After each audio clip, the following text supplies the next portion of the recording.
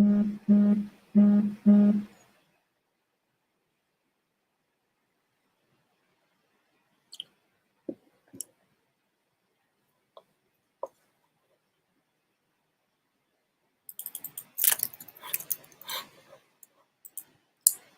everyone. Welcome to yet another session of how to write a paper or writing the best paper. This is episode number 5 of the series that we are having over the last few weeks. And today, there was some sort of a popular request while I was doing the previous episodes that, you were talking, we were discussing primarily on research papers, which would be like your own original contribution. But a lot of times we also we are required to write, and we do want to write survey papers. So today, the focus is going to be primarily on that. We are primarily going to discuss what is a good way of actually writing survey papers. While we are writing survey papers, how should we design it? What are the things that we should be careful about, and so on and so forth. So welcome all of you, and just say hi and hello to each other.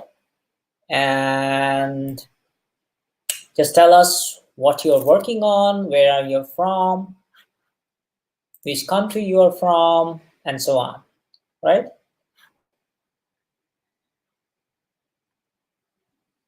Just say hi and hello to each other.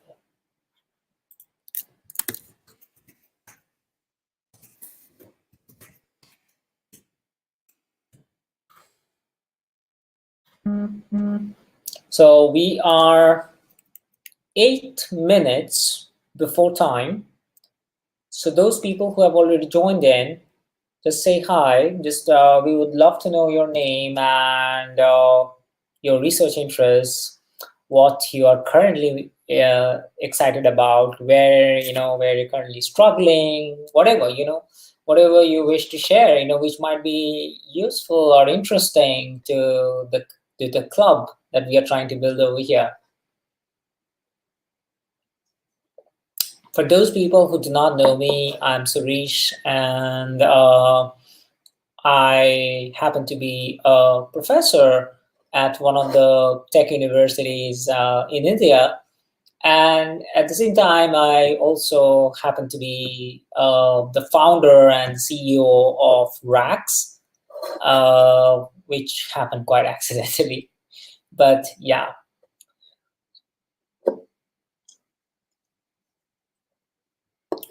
And my research interest is artificial intelligence broadly, but more specifically, I work somewhere in the intersection of knowledge graphs and natural language processing, machine learning, and recommendation systems.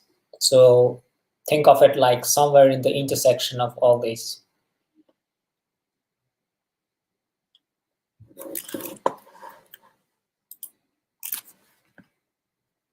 Let me just adjust my, I guess, yeah.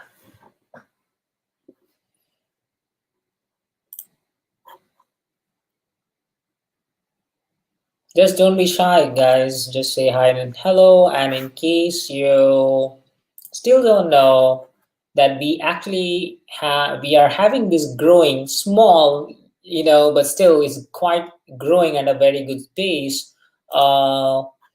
This channel on Discord, where we are actually building a community where we do share a lot of helpful materials, starting from helpful blogs or other kind of research articles which would help you in your research process, how to do research, all different aspects of research methodology, And also we take on a lot of one-on-one questions, like if you're stuck somewhere or if you need help somewhere. So we try our best. It's not that, we can always do things. So we try our best to help you out over there.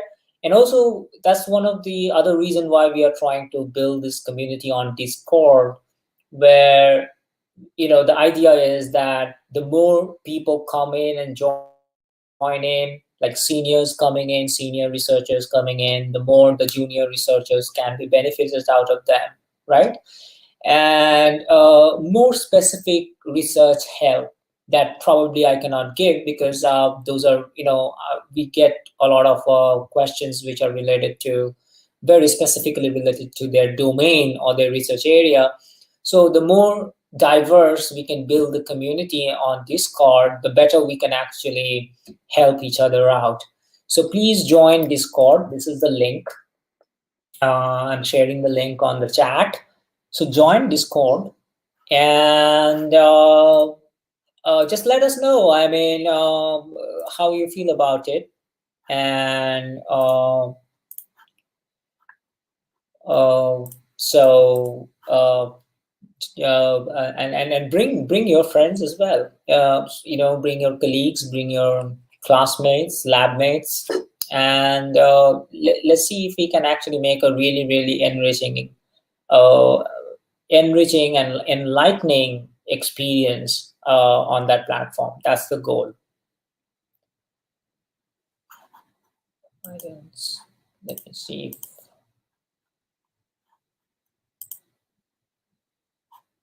I think for some reason the link went off.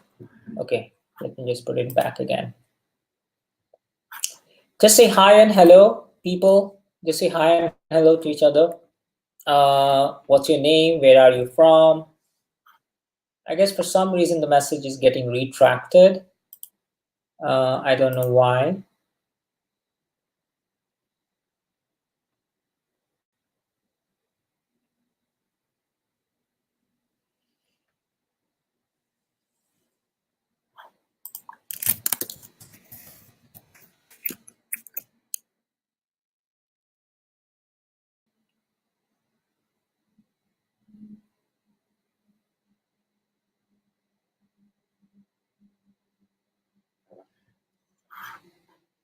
Just say hi and hello.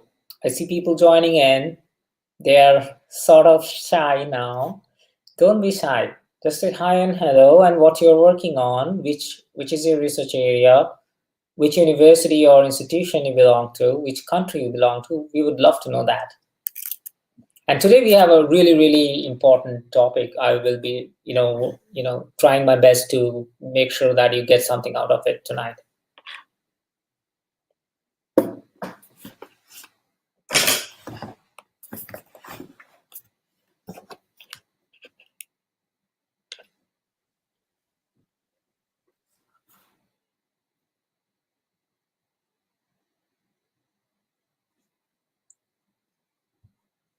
So we are 2 more minutes to go.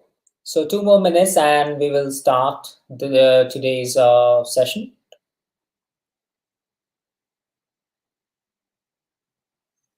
Hi, Snehil. Is this your first time, Snehil? Just if that is so, then a very warm welcome to the community, to the club, and let us know what is your research area and where do you belong to.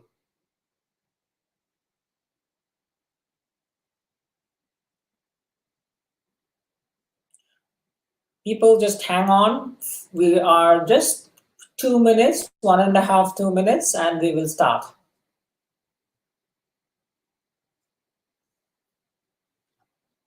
Second time. Okay, great to see you back. What's your research area, Snehal?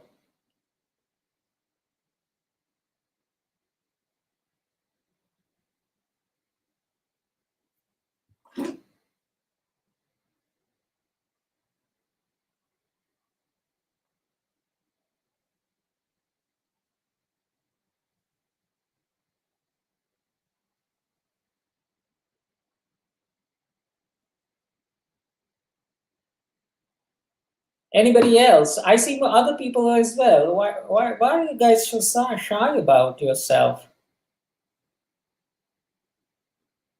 Oh, hi, you are an assistant professor. So we have a faculty from AIMS, Bhopal. That's so good. You're a psychiatrist. Great to see you're a psychiatrist. This is the diversity that we want. And Sneh, please, if you have students, please do tell them about what we do on Wednesdays, and please bring them too. Probably they might also be finding this to be useful.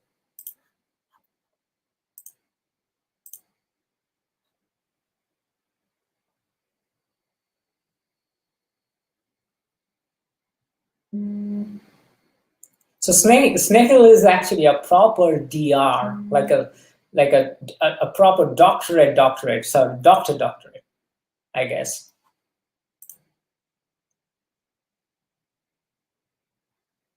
Anybody else who want to? Thank you so much, Snehal. Yeah, please do ask your students. Uh, you know, first let them come and join us on these YouTube live sessions. And then if they feel that they might want to explore Rax, let them do it on their own. But definitely let them see what we are trying to do over here. I mean, I guess it's not just about the software, but what we are trying to do is goes way beyond what the software can actually do for any software can actually do, and that's the purpose essentially. Great, thank you. Okay, you got to know about Rax from Dr. Amin. I see.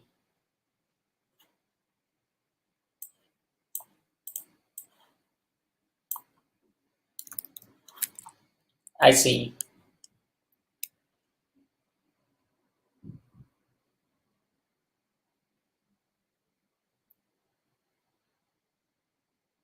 Hi, Happy. Your research area is cybersecurity. Wow, that's so cool.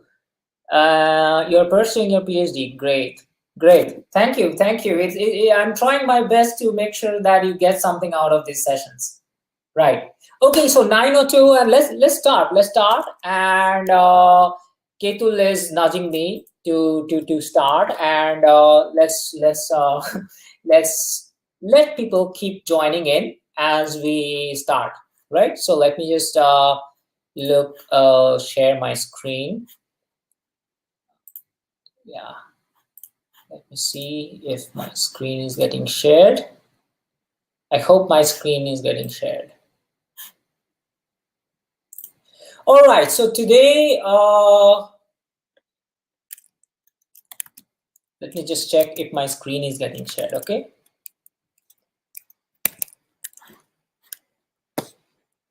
Mm,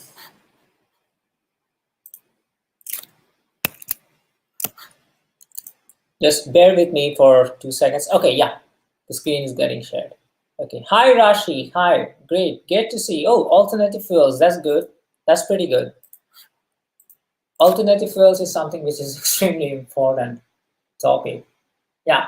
All right. So, writing the best paper, episode number 5. And for those people who are new to this series, which is writing the best paper, then you can find it on YouTube, on our YouTube channel. So, where you can find all the other parts, the 1 to 4. So today the focus will be survey papers. So far we have only talked about papers where you would be putting your own contribution, right? So where you would try to come up with your own idea, and I would want to propose that as in the form of a research paper.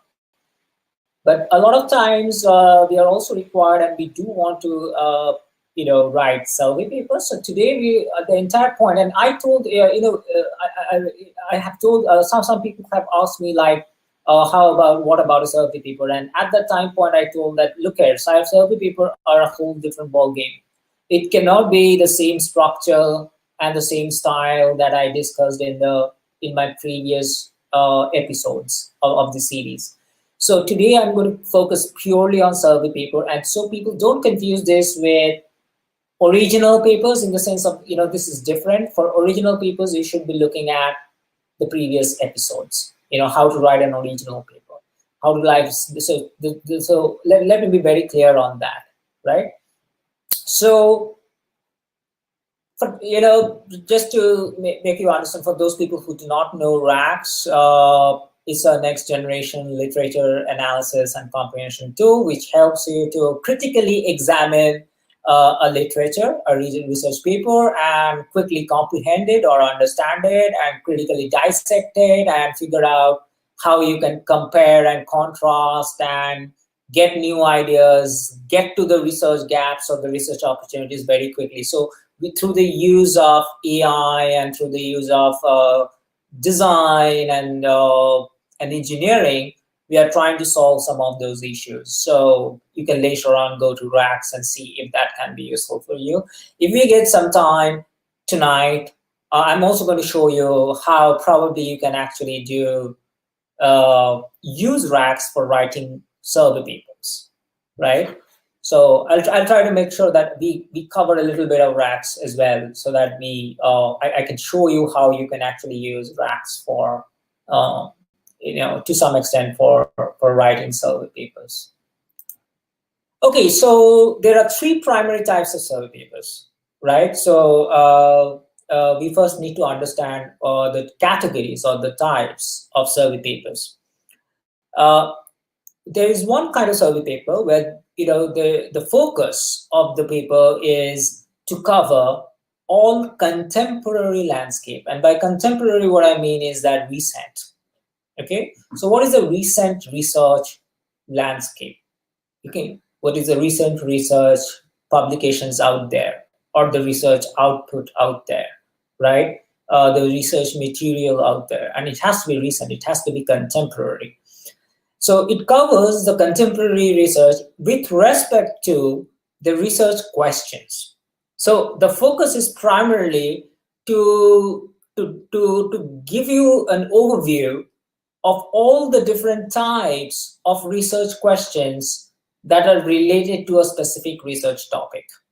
And by research topic, I don't mean as research question. So let's say, as an example, a research topic can be natural language processing, but a research question can be sentiment analysis. Another research question in natural language processing can be document similarity. Another question in natural language processing can be language modeling, right? Another question in natural language processing can be information, a particular kind of information extraction, let's say event extraction from text. So these are all the different research questions around a research topic or around a research area, so to say, which is natural language processing, right? It can also go down a little deeper, and let's say the research topic itself is, let's say neural network based natural language processing, right? So a little deeper than natural language processing, more specific, and let's say it's neural network based natural language processing, or neural natural language processing. So then again, there are so many different research questions that one is trying to address, or all researchers trying to solve. And the key focus of such survey papers are to let the reader understand what are all the different research problems or research questions that people are interested in which are related to this particular topic, right? Another example from a different domain probably could be, let's say golf. I was recently, and analyzing some research papers on golf, and one category can be fitness of golf players. Another category can be, health benefits. Another category can be injuries. So all these, injuries can be one kind of research question. Health benefits can be another kind of research questions, another set of research questions. And similarly,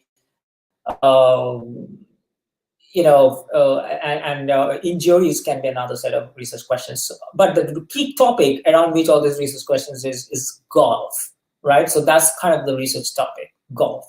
So, so this is one category. Second category is where the focus is not really on the research questions, but the focus is on the approach. So essentially what they do is they are trying to cover all the approaches for a specific research question. So uh, let's say that sentiment analysis on Twitter. So Twitter, and on Twitter there are a lot of tweets that keep happening, right? And let's say that you want to understand what are the public opinion, public sentiment, positive sentiment, negative sentiment, and so on a particular kind of tweets, across, let's say, 30 days or 2 months or 5 months or so on. You want to understand the trend. And how do you do it now?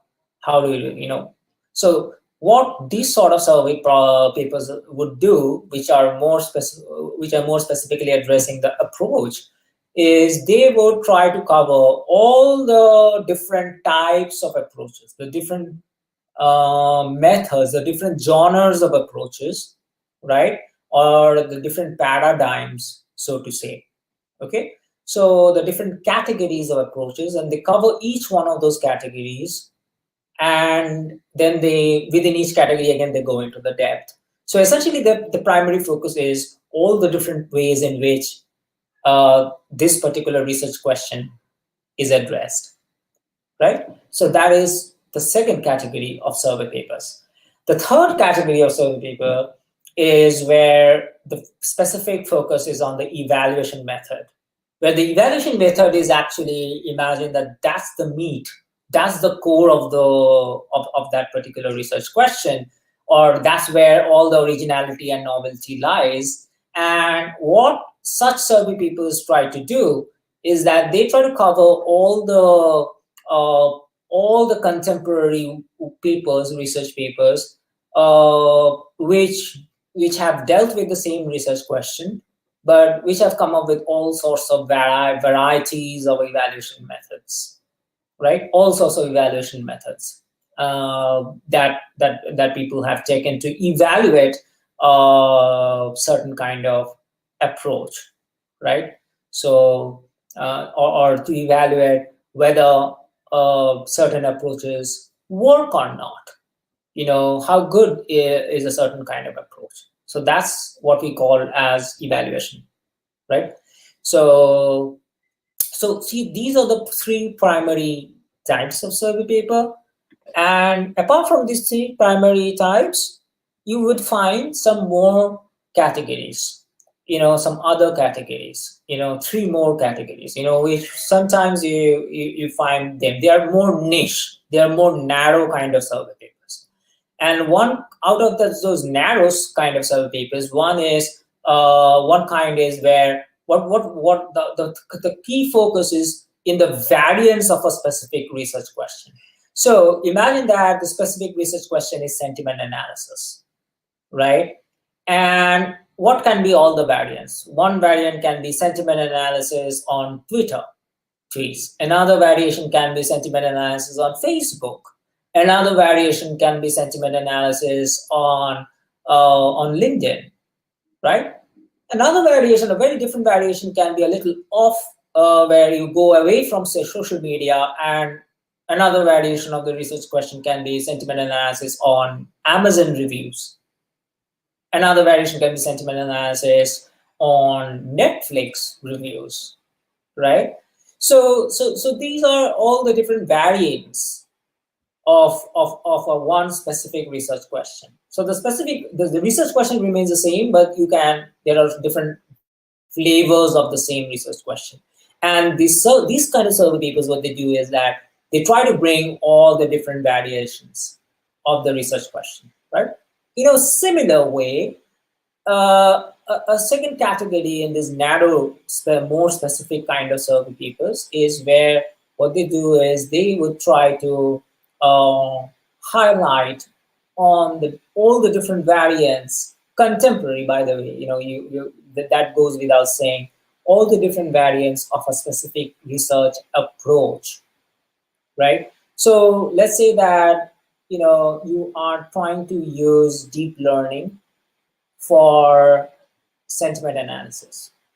Let's say the approach is deep learning, some sort of a deep learning technique, and the approach and what you want to do is to solve the problem of sentiment analysis, right? So variants can be all sorts of deep learning architectures, all different flavors of deep learning architectures, and so on, right? So even deep learning itself has different species altogether. One can be transformers, one can be you know set-to-set models, one can be on encoder kind of stuffs, auto encoders or auto regression kind of models, and so on and so forth.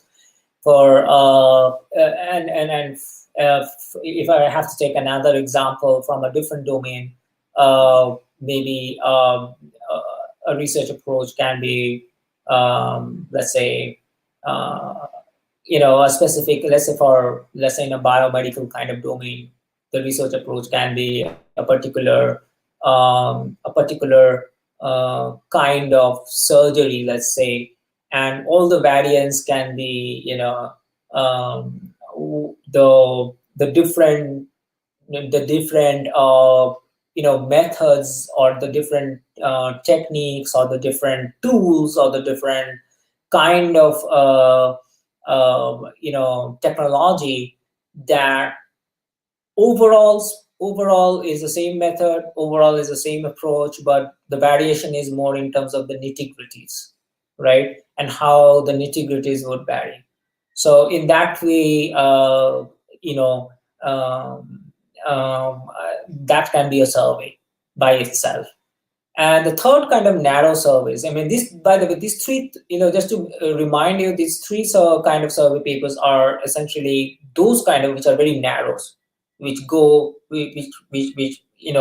very narrow as compared to the previous three. So the third category is where the survey paper is focusing more on the variance of the specific research evaluation.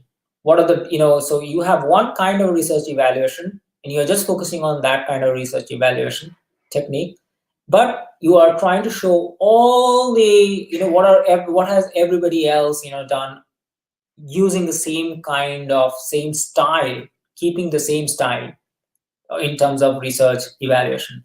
But what are all the different variants, or flavors of the same thing? So the ice cream doesn't change. The ice cream doesn't become a cold drink.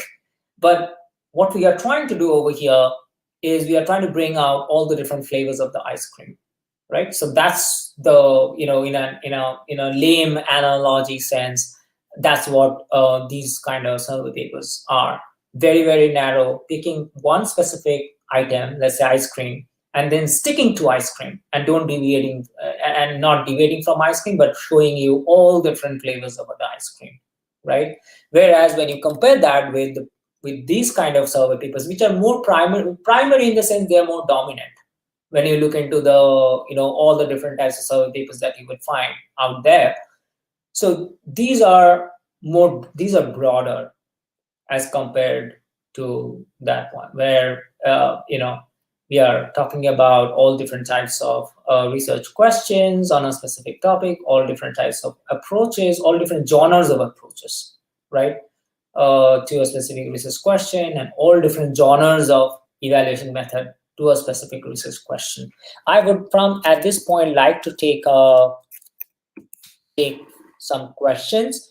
Anything that you would want to ask me in terms of the categorization of survey papers, and by the way, when I talk about the categorization of survey papers, what I also mean is that if you are about to write a survey paper, you have to fix your focus. What kind out of these 6 kinds of survey papers, right? So these three, the 3 primary and the 3 narrow ones.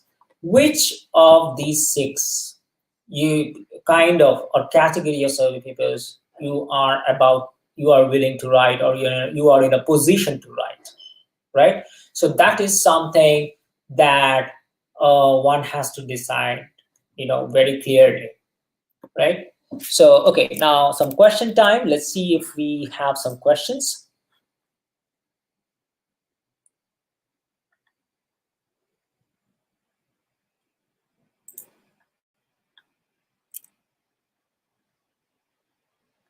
Hi Rashi. Hi Vidya. Welcome back, Vidya.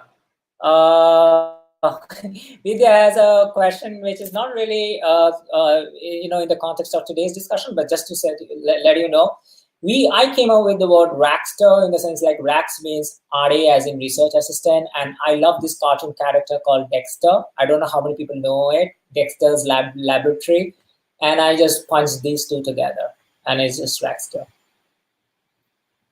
And I didn't give much thought about it, to be very honest. Hello, Dr. Singh. Good evening.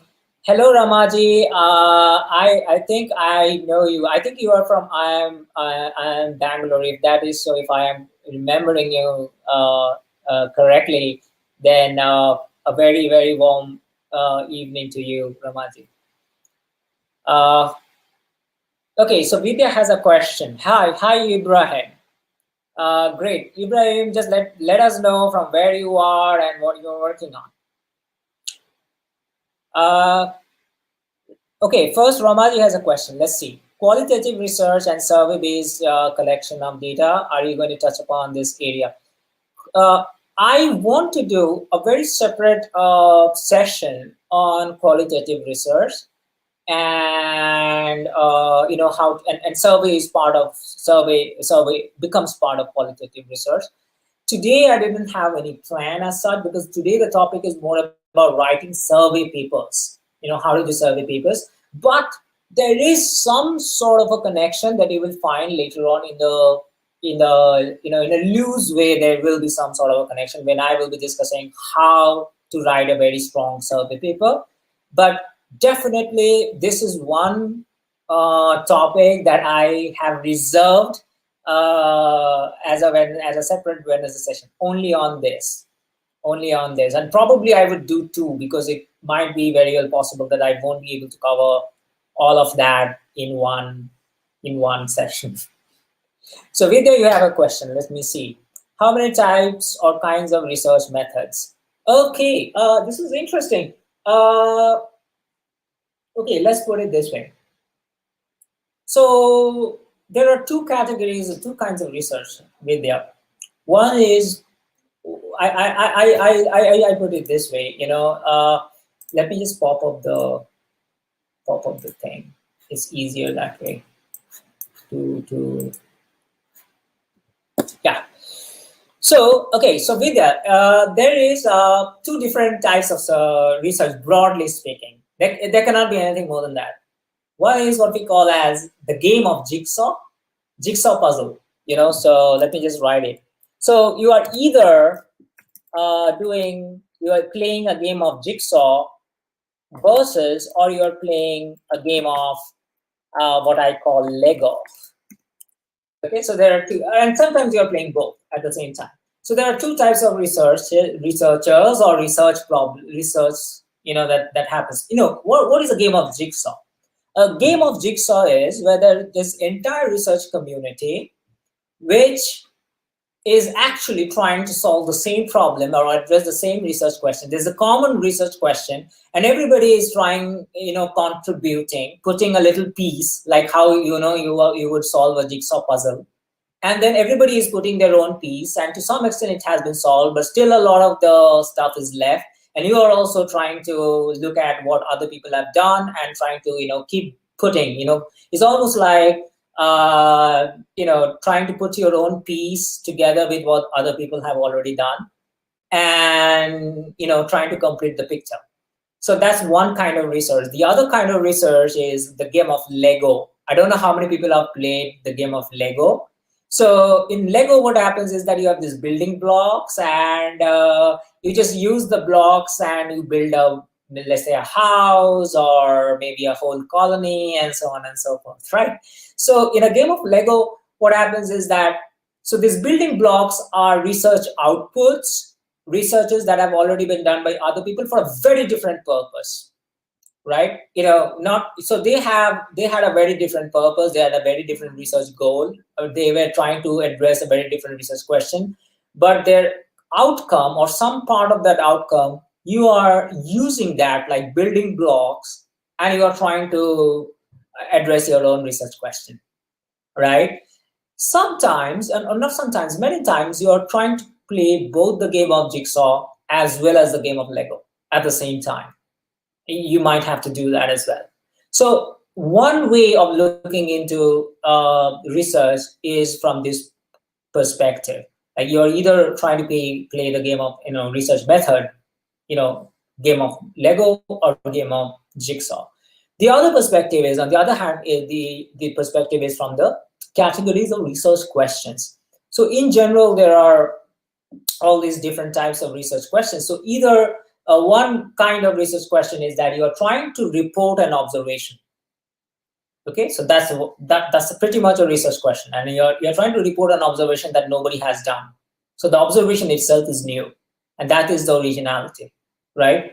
The second category is where you are trying to explain the observation, not just reporting an observation. Maybe somebody else reported the observation, but nobody knows why that happens, and you are trying to explain why that happens, right? So explaining the observation. The third kind, and these two happens very, very much in experimental sciences, right? So physics and chemistry and biosciences and all. The third kind of category happens mostly in computer science and engineering, and to some extent in mathematics, especially in applied mathematics, is problem solving, where you have a problem and you have to come up with a solution. You have to solve that problem. So that's the third category, which is problem solving. The fourth category is where you have a hypothesis, right? You are proposing a hypothesis, or you're proposing a conjecture. That itself is a research question. You're coming up with a new hypothesis, or you're coming up with a new conjecture with some evidences that probably this conjecture is true, or probably this hypothesis is true. So you're essentially trying to your contribution is essentially a hypothesis. And the fifth category is where you're coming up with a whole new perspective, a whole new positioning, a whole new way of looking at something, right? And that happens a lot in humanities, and to some extent also in social sciences. It's a whole new dimension. You're opening up a whole new way of looking at a particular incident or a particular character or a particular era or time period, and so on and so forth, right? And then the sixth category is analytics. You're essentially trying to analyze a particular aspect, and usually it happens a lot in mathematical sciences, that you're trying to dissect something to come up with some properties. You're just trying to show some properties, that these are the properties that exist. People didn't know about such properties, and I am showing you that these properties exist. That is analytics, analysis. You're trying to analyze. It happens a lot in statistics and in mathematics, especially in pure mathematics. So these are the three types. The six types of six broadly. These are the six types of research. So if you look at it from a matrix point of view, I look at it more like this, like a matrix. So on the rows, you have the six categories of research, and on the column, you have the Lego and the Jigsaw. So it's like 6 multiplied by 2, 12. 2, that's like 12 different types, 12 different types of research methods that you can have, right? Does that give you some idea of all the different categories of research that can happen? Okay, so Snehil has a question: how survey paper is different from the original paper, or say viewpoint or commentary? You will get, okay, so essentially original paper is your own contribution. You have to come up with your own idea. You have to not just come up with your idea, you have to establish that idea with proper evidences and supporting arguments and so on and so forth, right? So that is what an original paper is. A survey paper, on the other hand, is that you are surveying what other people have done, contemporary. It has to be contemporary, otherwise it's no use. So what other people in your research community has done. And that's why I was telling you there are 6 different types of surveys that you can do if you are trying to write a survey paper, right? Vidya says, I mean to say how survey research is different from other methods. Okay, so survey research, again, I think that is kind of, if I'm not wrong, that is what Ramaji asked, and that is essentially deals with qualitative research part of which I told you that I will be covering that part more specifically. Hi Mohini, great to see you. Just let us know what you are working on, what's your research area, and where are you from. So any other question? Let me see. Otherwise, I'm going to move ahead. And then again, if you have more questions, keep putting your questions. Don't wait for me, and I will keep seeing whether we have more questions or not. Right? Okay, great.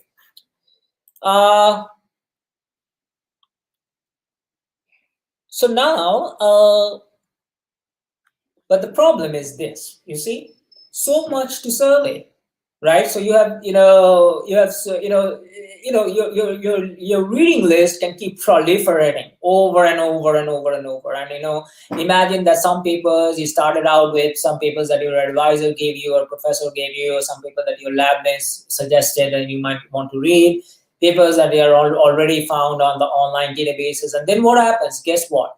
You try to look into the references of these papers, and again the references of the references, and this is how it grows exponentially. And your to-do list, your reading list, can actually grow like hell.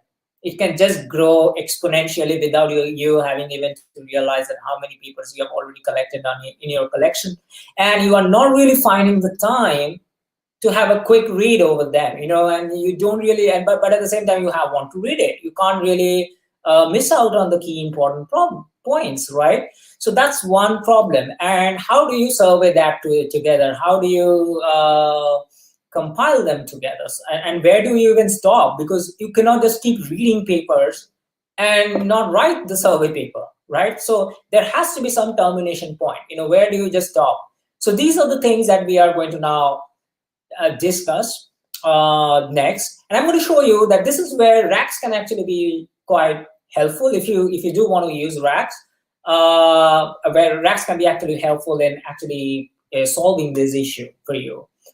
So, but before that, I want to tell you upfront that what is a weak survey paper or not so good survey paper?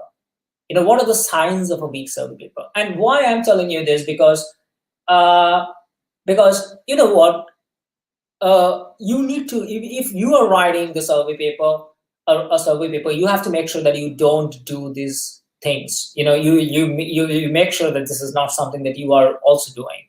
So first of all, the biggest mistake that I see in weak survey papers are that there is no clear focus. Focus means like these were the focus, right? So you have to pick one of the 6 focuses. So as you see, these are the 6 focuses, and you have to pick one, and that should be the primary focus of that survey paper.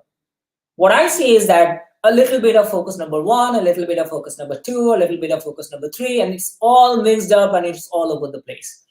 And there's no real coherence. There's no real attention to details, and there's no real, direction as to what exactly do you want to survey, right? And it's just like there's a whole lot of list of references that you have put in, and you have just talked about everything and nothing. So it's kind of like you touched upon all the different papers that you have studied, but that doesn't mean that it's a survey paper. If you just write 2-3 lines of all the 50 papers or all the 60 papers that you studied, would not make it a survey paper, a good survey paper, right? So that's the biggest problem, sign number 1. The second problematic sign is lack of multidimensional structuring. And I will come to it, and that's why I put it in italics. What do I mean by that? So the third sign is lack of contemporary work. Now, I have seen a lot of people, what they do is that they just dump whatever they have read, but that's not the point of a survey paper. The point of a survey paper is to show what are all the contemporary or recent work around that focus. So whatever out of the 6 focuses, whatever focus you choose, now you have to be sticking to the contemporary work around that focus, right? So that's, if you are not doing that, that's a bad sign. Number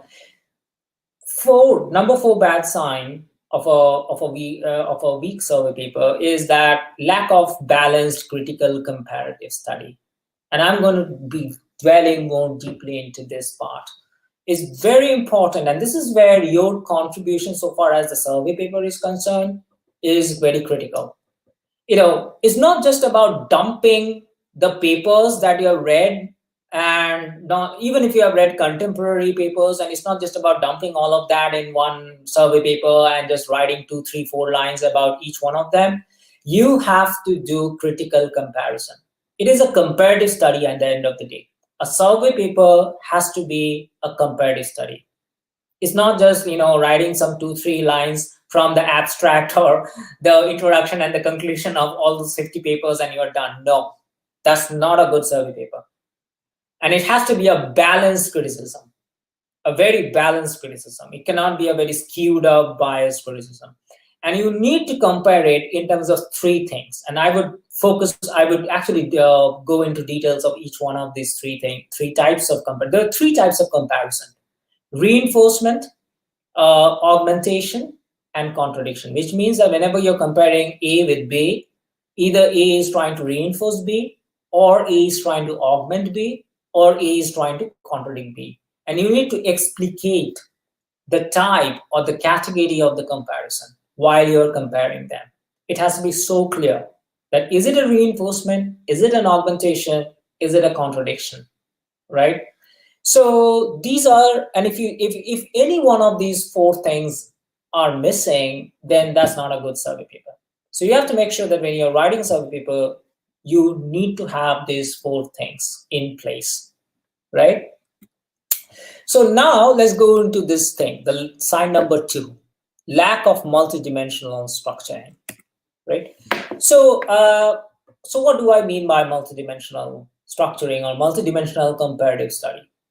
So the first thing that you have to make sure is that you need a clear blueprint of the different dimensions or the different aspects of the focus. So every focus, there are 6 focuses, right? I explained. Every focus has their own dimensions. As an example, let's look at focus research question as a focus. If research question is what you want to delve on, which means you are trying to cover all the different types of research questions on a particular research topic, or all the variations of a research question, let's say, which are there in literature, in contemporary literature. Then what are the dimensions over here of this focus? One dimension is the formulation variation. Like the variation can be in the formulation, in the way the research question has been described. And there may be multiple different flavors or multiple different variations of that formulation. Another aspect of dimension is assumption. Like the assumptions that were taken while the research question was getting described. So a lot of researchers take assumptions. I mean, assumption is a part and parcel of research. So you take certain assumptions and then you address a particular problem and say that, okay, this is the research question I'm going to address while I'm keeping such and such and such assumptions. Now, there can be variations in the assumptions in literature itself, which means that there are all different types of assumptions that people have made. And your focus point should be, if your focus is research question, then these are the different dimensions which should be there in your survey. So one part of your survey should be all the variations in the formulation. Another part should be all the variations in your the assumptions that are out there. Another part of your survey paper should be all the variations in the scope. What is the scope of the research question? The scope of the research question is what, in a different way, what is not, what is outside the research question, or the scope is actually the perimeter. So the perimeter, in the sense of what the papers or what the authors clearly mention that this is beyond the scope, or this is not going to be part of the part of the study, right? This is what we are not going to study, right? So and probably this is what we are going to study in the future, but not in this paper, right? So what are all the different scopes that different people have done, and to do a scope analysis in the sense of how the scopes would vary from one paper to the other paper. So that's where one kind of comparative study is. And survey paper is all about comparative study, which I have already told you. If you're not doing a comparative study, it's not really a proper survey paper. The second kind of focus can be research approach or evaluation. And over there, uh, where are you trying to do that comparison? One aspect is originality. You're trying to compare one paper's originality with another paper's originality. So that's one aspect, right? Another aspect is variation in the method details, that which are significant. Not every single small details, but the significant variations. That would significantly affect the outcome, right? So how one paper varies with the other paper in terms of those most important steps in the method or in the approach, or the most important arguments in the method or in the approach, and how they vary. The third kind of the part that you need to, and especially when if your focus is on evaluation, is the variation in the evaluation design or the evaluation setup, or the like controlled experiment, or if you are doing a qualitative analysis, then how one paper's qualitative analysis is different than the other paper's qualitative analysis, and you have to bring that difference out in the survey paper. How one paper's controlled environment is different than the other person's controlled environment. How one paper's survey technique is different than the other people's survey technique, or interview technique is different than the other people's interview technique, right? How one paper's statistical techniques, for analyzing the output or the outcome of those evaluation is different than the other paper's statistical analysis, right? In terms of what kind of, so that is the variation in the evaluation method. So how the evaluation has been done, the different steps which has been taken in terms of evaluating, how that varies between one paper and another paper. So that is where that has to be explicated, right? So I cannot emphasize it more than enough that survey paper is primarily about comparison, right? And not just dumping all the papers and writing a few lines about each one of those papers. Okay. And the final thing is variations in the findings and the results. How the findings or the results of one paper differ with the findings or the results of the other paper. So these are all the different things. If your focus is on research approach, if your survey, the focus of the survey is on research approach or on research evaluation, right? So this is what I mean by multi-dimensional comparative study. So you have to cover all these dimensions if you're picking one particular focus. It cannot be that your focus is research question and all that you're doing is you're trying to pick only one thing, let's say formulation variation, or you are not even doing that probably. You're just writing, it's not really structured. So within research, there should be one section on formulation variation, another section on assumption variations, and another section on scope variations, and so on and so forth. That's how the entire paper structure should look like. Okay. Then it becomes comprehensive. Then it's a very useful, it's a very significant contribution to the to the research to your research community, because when they get to read your paper, they get to see everything compiled nicely, collated nicely. And that's where you would get a lot of views, you will get a lot of citations, and your visibility will increase as a researcher. And and that's one of the reasons why survey papers are written, right?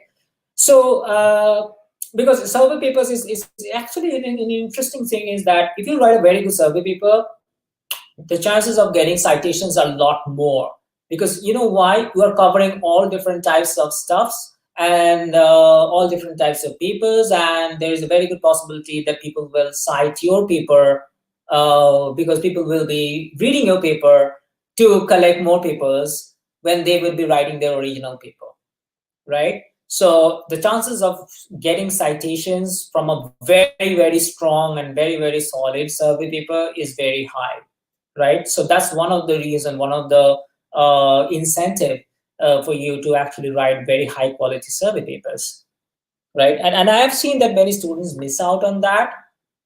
They don't tend to focus more. And I would suggest that at a very early stage of your research career, you should definitely focus on writing survey papers, and that can be a very good starting point.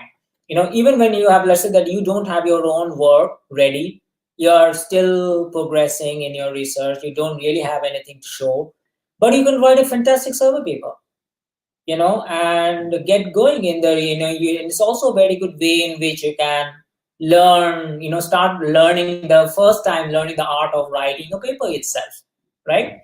So so uh, so before I go into the three types of comparative study, I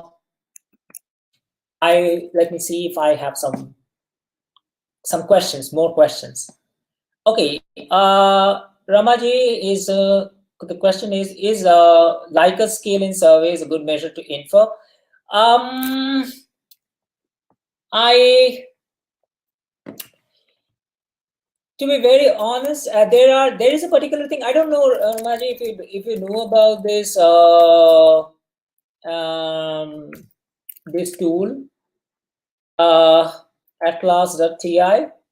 And some people have used it. See, in our discipline in computer science, survey-based research is not something that we extensively do, especially in my field of computer science. That's not something that we extensively do. And that's why, to tell you that which tool would be a better tool to use, I think I should not be the right person, but I can definitely research that out and look at what other people. But I have seen that a lot of people talk about atlas.ti for qualitative research, and there was another thing that I am forgetting. But one good thing that you can do is, if you can just join our Discord. This is where we actually are trying to form a research community where we keep sharing all this software and materials and many other things. So there, if you can join that Discord, then we can actually sort of have a conversation over there. Some people might find more things. I will also redo my research over there, and I won't forget also, that, yeah, this is something that I have to give it back to you, so I can do my research and ask some of my humanities and social, especially my social sciences colleagues, professors, and ask what they are using and get back to you. But I have heard good things about atlas.ti, and you might want to have a look at it, right? I have heard of Qualtrics. I have not used it, to be very honest. Likert scale is a very standard scale. I am not sure whether, but if you want to do quantitative analysis over certain things, then there are other methods also. I mean, like converting a qualitative survey into a quantitative analysis. So there are methods, there are techniques in which you can convert something which is qualitative to something which is quantitative, and then do some quantitative analysis. Because in computer science and in mathematical sciences, we tend to do more quantitative analysis, more as compared to qualitative analysis. So that's something that definitely I wouldn't pretend that I know more than other people. Yeah, survey design, I would definitely, when I talk about survey design, I will be actually doing my research on all the different tools and so on and so forth, definitely. And that's why I want to have a separate session on that, where I do a little bit of my own research on the different types of survey tools. I, you know, and then because the kind of surveys that we do in computer science is actually a little different than what's in social sciences and in humanities and people would be doing, right? And also in statistics, especially in applied statistics. So, any other question from anyone? If anybody is using any tool for qualitative analysis, just put it on the chat. You know. Can Rax be used? The question from Snehil is, can Rax be used for a reference manager? No, Rax is not a reference manager. It's essentially is a little bit out of the topic question. It's not a reference manager because the job of a reference manager is primarily to help you in back citation, like inline citations and citation organization in terms of citation styles and so on and so forth, and also to help you in just to organize your papers, right? The job of Rax is literature analysis, which is to help you in critically examine and dissect a paper, and in terms of what are the key aspects of the paper and how one paper compares with the other paper. And this is something that I would, in the end, I can, before wrapping up, I will show you a little bit of how you can use Rax for whatever we are discussing today. So how you can do very quickly compare and contrast, how while you're reading a paper, you can zoom into specific aspects of the paper and you can explore more materials to understand or to expand your knowledge on the specific aspect, how you can generate the key points of a paper at multiple different dimensions. And I'm talking about all these dimensions. So how you can dissect the paper at different dimensions of the paper, and how you can make an understanding of that. So these are the things, these are the kind of analysis, these are the kind of things that you can do in Rax, how to dig into essentially how to compare and contrast, primarily how to compare and contrast and get to the research gaps very, very quickly. So that is what Rax is all about, primarily. That is what Rax is all about. It's a literature analysis tool. And this is where a lot of people get confused. Like people think that it's a reference manager, but well, it's not really a reference manager. It actually complements a reference manager. So where reference manager stops, Rax begins from there. When reference manager stops, so it's kind of complements.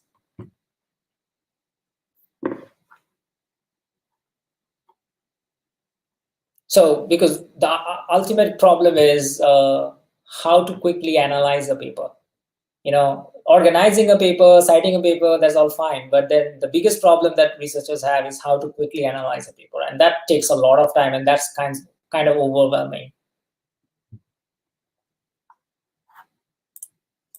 Okay, so yeah, so let me continue with, so there are three types of comparative study. And when you are doing a comparative study, and this is important because when you are writing a survey paper and you're trying to form the blueprint of a survey paper, these are the three things that when you are doing the comparison, right, between paper A and paper B, or paper A, B, C, and between all sorts of comparisons, when you're trying to draw comparisons, you have to make sure that you tell clearly what kind of comparison is this. When you're talking about the comparison, you have to explicate it. You have to make it crystal clear that, okay, is this a reinforcement kind of comparison? Is this an augmentation, or is this a contradiction, right? And by reinforcement or support, what I mean is that one paper is trying to support the other paper through repetition, which means through repeating that idea or through repeating the claim by supporting it, right? By saying that, yeah, I agree to what that paper has to say. So that is one kind of comparison at a very basic level, one kind of reinforcement. The second kind of reinforcement is that a step beyond, where one paper, let's say paper B, is not only supporting paper A by not just repeating, but also by providing some additional evidences or additional facts or additional figures or additional arguments and justifications, right?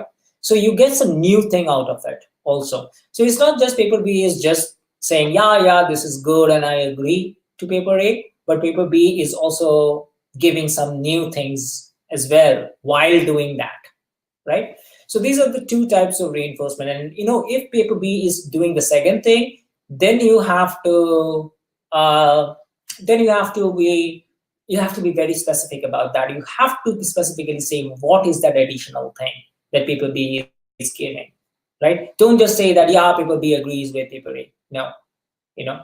So uh, in a similar way, there can be another kind of comparison, which is augmentation or extension.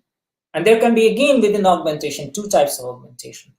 One kind of augmentation is where paper B is extending paper A through some sort of a complementary contribution, right? So it's contributing on that idea that paper A has, the paper A's idea is extending that idea and adding a newer idea or complementing that idea by adding something new, right?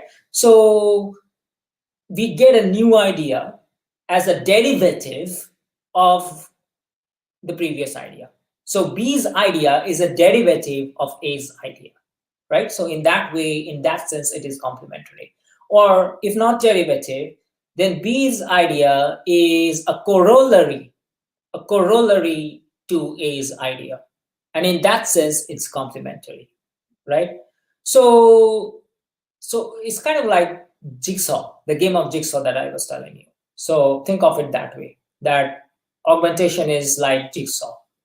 You're playing the game of jigsaw, right? Another kind of comparison, comparative study, when you're doing showing the comparison, is the second category, where what happens is paper B actually goes one step ahead, one step beyond.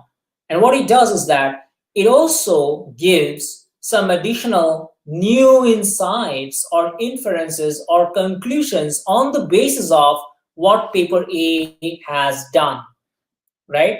Which means, like, let's say the paper A has given some facts and figures and results and findings, and let's say qualitative analysis and so on and so forth. And paper B, what they did is that they took that data, they investigated the data, mined that data, and found some more interesting patterns from there and drew some more interesting insights out of that same finding or out of the same output.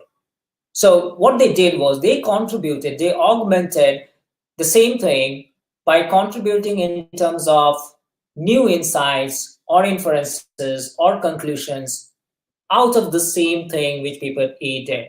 So the difference between the first thing and the second thing, the first type of augmentation and the second type of augmentation is, in the first type of augmentation, the authors are not really interested in adding new insights or new conclusions to or the original work, but rather it is extending that idea and coming up with a new idea. In the second category, there is no extension of the new idea. The authors are not trying to, the authors of paper B is not trying to come up with a new idea. All that they are doing, they are coming up with the new patterns or new insights or new inferences or new conclusions from the original idea only. So this is the two types of augmentation, right? right? And you have to explicate what exactly is that contribution in terms of the complementary contribution, if that is happening, or if the second thing is happening, you have to explicate that, right? So that is it. The third category is the most interesting category, which is contradiction. And there are three types of contradiction that can happen. One is plain and simple, paper B gives an unfavorable opinion to paper A, and that's not really very interesting, really. The second category is where it goes a little beyond. Let's say paper B goes a little one step ahead and not just gives an unfavorable opinion, but it also provides the readers, the research community, with insights and inferences and conclusions that clearly proves the contradiction, that clearly supports the contradiction. So not just saying that you are bad, but also giving you certain proofs. So essentially, what we are trying to do in paper B, what paper B is trying to do is paper B is trying to give some sort of a supportive evidences. Now, the third kind of contradiction is where paper B is claiming, is going one step beyond, another step beyond, and giving an alternative idea and claiming that that's better. So that's the third kind of contradiction. So now, a few good practices is that, that I would recommend you when you're writing a survey paper is you should first set the primary focus in the introduction itself. When you're writing the introduction of the survey paper, just say what is out of the 6 focus, what is your primary focus, and stay true to that. Then every aspect or dimension of the focus that we discussed should be a separate section. Make sure that there is at least 35 to 40% of the research work that you're covering is there in all the sections, which means that let's say that there are 100 papers that you are covering. Let's imagine out of that 35 papers should appear in all the separate sections, should keep reappearing, right? So that's what I mean by this statement.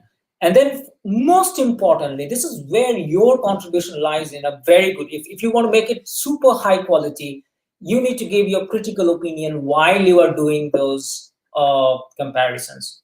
So while you are explicating those comparisons, you also give your own critical opinion about what do you think about it, right? So then you need to have some sort of a summary table, like a summarization with the help of a comparison table. And in there, you should include the most impactful and recent works. And definitely you should include those 35 to 40%, this 35 to 40% work that's present in all the sections. So you should definitely include them. And you should make, it's kind of like a table where you have all the key aspects or dimensions that should be part of the summary, or in the sense that every aspect or every section should have its own summary, right? Summary table. Every aspect has its own summary table. So, and that's extremely important to make it very concise for the readers, that in a tabular way, that okay, how they are different and so on and so forth, how they contrast with each other. And if the focus is research approach or evaluation, then an overall comparison table has to be there in terms of the study sample, what is the difference between the study sample and the data sets used, the control environment or the evaluation set of parameters, the findings and the results, and so on. So a very nice tabular way in which you should be having these things. And finally, your conclusion. Your conclusion must have a future direction for researchers or your research community, where you have identified the gaps with respect to the focus point. So if your focus point is research approach, then you talk about all the gaps, all the loopholes that are still out there, and you enumerate them nicely in your discussion section or in your conclusion section, right? So these are the things. And let me just quickly, maybe in 2 minutes, 3 minutes, maybe another 3 minutes, and let me just quickly show you how you can do certain things in Rax. So for those people who don't know Rax, so this is the website, Raxter.io. And I will just go to one of my projects and I will show you how you can do survey paper analysis in Rax, right? So inside Rax, what happens is that so just to show you quickly, I think so when you log in or sign up, it's a very simple process. You can just sign up using your email only for the first time. And when you do that, and then you have all these research projects, and you can have multiple different research projects going on in parallel. Some of them you can do it all alone, some with your collaborators, and so on and so forth. So I will just go with one of them. And then over here, what happens is, and let me show you how you can actually, compile all the papers that are out there, and how do you even know that which paper to include in your survey paper, right? So when let's say that this is a good paper that you're reading, you start with one good paper, right? And then what happens is Rax tells you all the other papers that are closely related to the key problem that this paper is dealing with.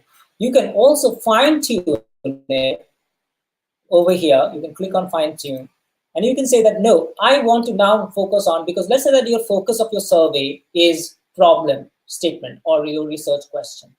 And what you can do is you can click on it, you can select it, apply it, and now Rax is going to give you only those papers which deal with the same problem as this paper, the key aspect of this paper, right? So it gives you the same problem, right? Now, if you want to look into, let's say that your research focus is approach. So then what you can do is you can, instead of a similar problem, you can go to similar approach, and then look into all the papers that deals with the same approach, right? As this paper, right? So this is one way. Another way is that, let's say that this is the key aspect of the paper. Let's say this is where the paper talks about the key essence of of the contribution in the abstract. So you just select that part, right? I'll show you one more time. So you just select that part, like we propose cats, and this is the thing. And then what you do is this pops up, and then you go to research articles, and now what Rax does is it will give you only those papers which are related to this selected section in terms of the key idea that is in this selected section, and it will only give you that. And then what you can do is you can attach the these papers, and it gets attached like a sticky note with this particular section, which means you can later on come back and you can see this all your attached papers. So now you know that these are also the papers that you have to include in your survey papers.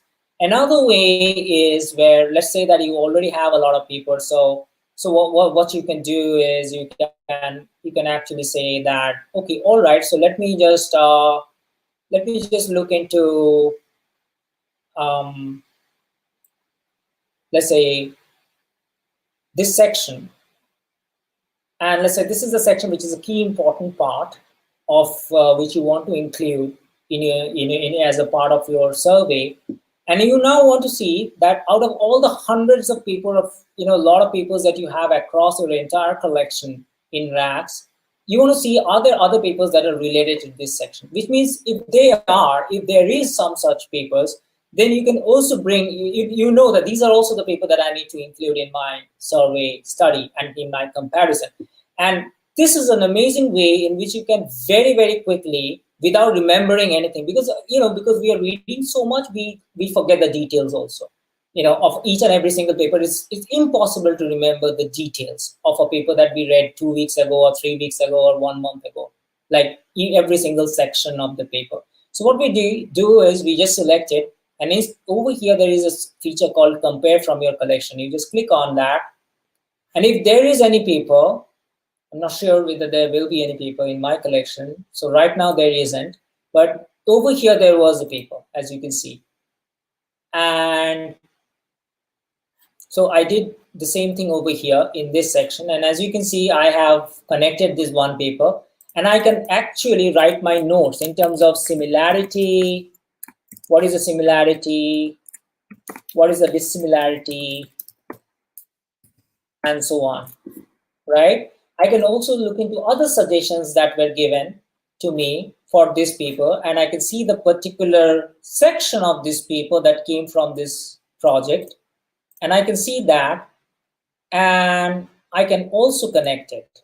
So I can connect multiple such papers and again put some remark over here and also connect this one and connect this one as well. So I can connect multiple such papers because these are all the suggestions coming from my collection together with the section that this paper is. So I can look into the section. I can compare this very quickly, this section with this section, and I can then put my remarks so that later on when I start writing my survey paper, it's so easy for me, right, to do that because it's all connected and it's all attached like a sticky note, right? So that's one thing. Finally, if you don't have the time to read the paper, then what you can do is there's something called key insights. So in the key insights, what happens is this is a very new AI feature that we came up with. So it analyzes the entire paper and dissects the entire paper within a few seconds, 2-3 seconds, into these dimensions, what I call as the dimensions or the aspects of the paper, like research goal, possible originality, methodology, evaluation setup, and so on. And let's say that depending upon where your focus is, you can just go over there and you can read the most important aspects of it. And it's all collated together nicely into all these buckets, so to say, or dimensions, so to say. So the interesting thing about this is that you don't want to lose out on the details, but at the same time, you don't have the time really to read the entire paper, let's say, or you just want to make sure that you want to read the entire paper only if it is important. So you can just go and look into that particular section.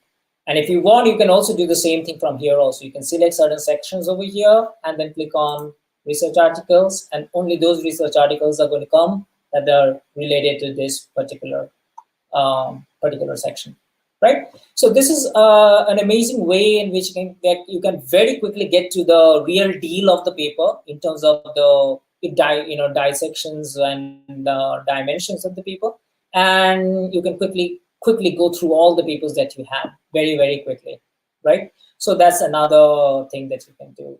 So that would be it. Let me see if we have any final questions. Otherwise, we'll wrap up for tonight.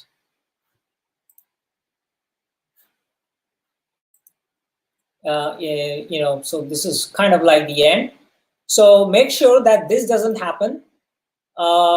When you're trying to write things. So essentially, like this guy, he thinks he's not even, he's spending, where to start with, and then, maybe I will start with the acknowledgements. So nothing to worry about if you follow what I am, covering in all these episodes, and please do look into my previous episodes so that you can get a better idea of how to write original papers.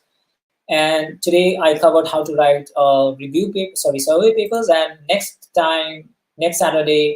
Wednesday, I'm going to talk about how to write a review paper, right? And then I will come into the that topic, which is qualitative analysis, how to do qualitative analysis, and then I will also talk about how to do quantitative analysis, right? So, but anyway, so before we go into all those things, if there are any questions, and before we conclude tonight's discussion, if there are any questions, then just let me know.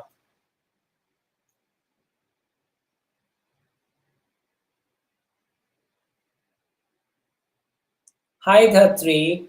Thank you.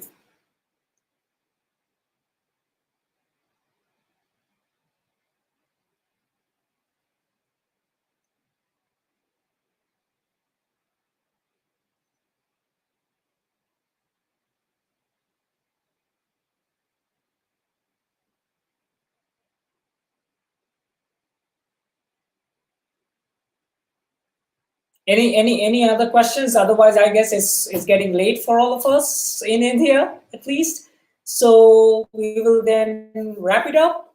I hope so. It was wonderful to be back again with you guys, and stay tuned.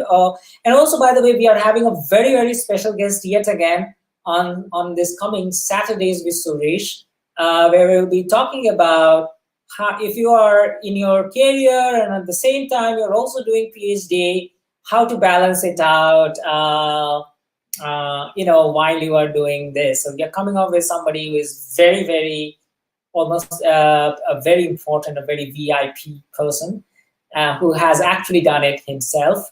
While he was in a very mission critical profession, and at the same time he completed his PhD. So we will look into how one can actually do those things and how one can align one's PhD with the career goals uh, that we have, or the career that we are already in. So stay tuned for Saturday as well. And thanks a lot for coming on tonight. And stay very safe and very healthy, and take very good care of yourself and your family. Good night.